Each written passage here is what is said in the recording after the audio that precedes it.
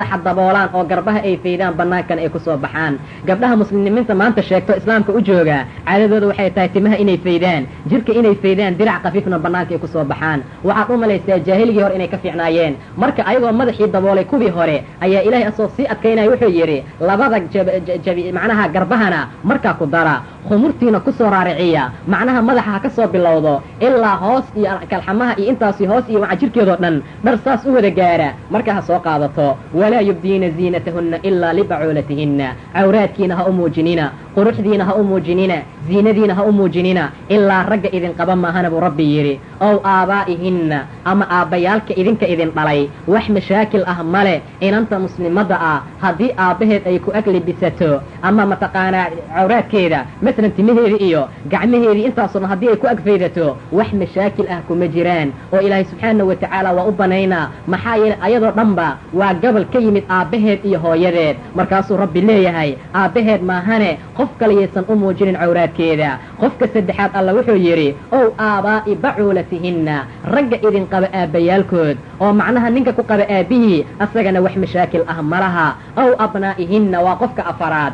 ويلك أذيك آت الشيء ما هاني قفك لي ها أموجين ربي يري أو أبناء بعولتهن رجع إذن قبل ويلشودا مثلا وويل آت إيدا أطهي أو أذيك أقول علي لكن إسلامك لأي صوت الشيء أيضا وح أساقنا وح مشاكل أو كجرى ملب ربي الله سبحانه وتعالى أو إخوانهن أما ويلش ولالهن أو مركا إذن لا شيء هذه إن أنت أي سلامتو أما يكو أغلبستو أما يكو أكشي كيستو أما يكو أكشن ليستو وح مشاكلكم مجرى أساقنا إلهي وحوكلو رعسيي أو بني إخوانهن ويلش ولالهن ويلش مركا أي دالين وويلك أذيك أي داد أطهي أو ولالك أو دالي أو بني أخواتهن ولالهن قبلها ويلش أي دالين وويل هبرير أطهي أساقنا وح مشاكل أهملها أو نسائهن أما ناقها مسلمات كاد إسلتهين مثلا قبل مسلمات كلية أي إسلجوغا ويل أجنبيا لما جوغو هدي أي سفليتي قدقاتو هدي أي قعمه إذا قاوسو هدي لقنت إذا فيدا وح مشاكلكو مجرو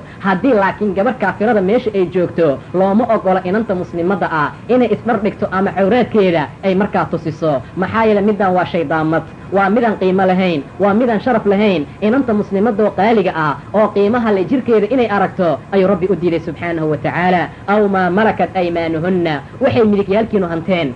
مثلا وحاجير جرتي وحيابه دغالك marka la qaado oo kale rag la soo qafaalo kaafiriinta waxyaaba marka laga soo qafaalo waxa adiga midigtaadu ay hanatay hadii uu yahay ragna wax mashaakil ah malabu rabbi yiri maxaa yeelay adiga ayaa maamulkiisa intaas oo dhan marka iskale aw taabiciin ghayri ulil irbati min ar-rijal ama rag taabiciin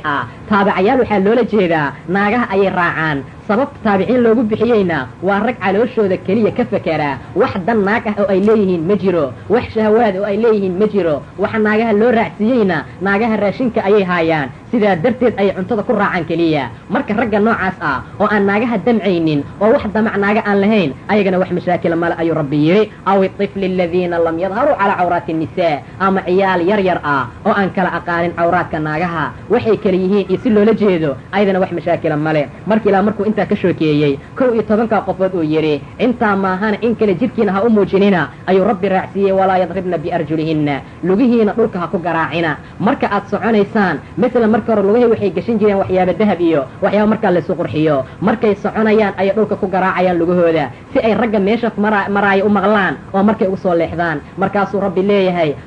ha garaacina marka aad soconaysaan lugihiina dhulka ha ku garaacina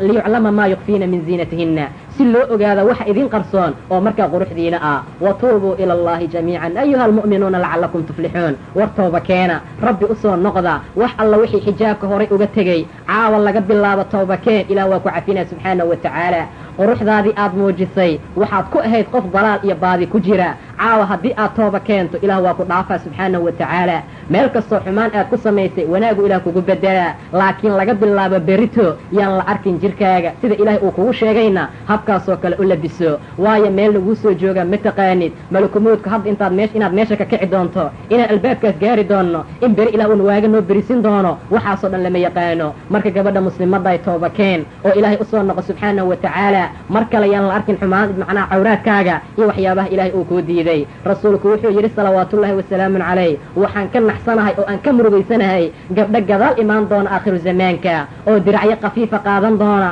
oo bannaanka ku soo bixi doona ayagoo luquntooda la arkaayo timahooda la arkaayo gacmahooda la arkaayo gabdha noocaasaa imaan doonuu rasuulku yidhi salawaatullaahi wasalaamu calayh way iilan yihiin oo xaqay ka leexdeen dadkiina xaqay ka leexinayaan gabdhaha noocaasa ha la wacdiyo xaqa ha loo sheego hadday diidaanna ha la lacnado maxaa yeelay malcuuniin waaye waa kuwa la lacnaday jannada ilaahay inay galaan iska dhaaf buu rasuulku yidhi wallaahan ku dhaarta inaysan carabteeda helaynin 500 oo sano meel loo socdo ayaa jannada carabteeda laga helaa xataa haddii la geeyo naagtaan la heli mayso mana arkaysa jannada carabteeda rasuulku wuxuu yidhi silsiladooyin 70 dhudhun ah oo dhudhunka malaga ah oo naarta laga soo bixiyey ayaan arki doonaa ayagoo afka laga geliyey gadaalna looga soo bixiyey malaa'igta ay jiidayaan cadaabkana loo sii wado waa ii qaylinayaan yaa muxamed ayay dhihi doonaan intaan gadaal u fiiriyaan leeyahay ha ila hadlina diinta waa idin soo gaarsiiyey ha ila hadlina waa idiin sheegay xaqa ha ila hadlina wax kastoo xaq ah horey ayaan idinkugu soo tilmaamay waxaan arki doonaa ayaga oo darkayga agtiisa jooga oo la jiidaayo oo hasha baadida ah marka halaha kale ay soo dhex gasho sida looga raacdaynayo oo kale loo raacdayn doono mar alla markay ii wacdaan waxaan u malaynayaa dad fiican inay yihiin maxaa yeele ummatu maxamed bay ahaayeen ummaddeeday ka mid ahaayeen ilaahan kala hadlaa marka hore ayuu yidhi markaasaan leeyahay ilaahayo kuwaa qoomkaygay ka mid yihiin kuwaa dadkaygay ka mid yihiin ee maxaa dhacay ilaahay wuxuu igu leeyahay adiga gadaasha ayay diinta ku cayaareen kama aysan suulin inay jidhkooda bannaynayaan kama aysan suulin in timahooda bannaanka ay soo bixinayaan kama aysan suulin inay dadka xamanayaan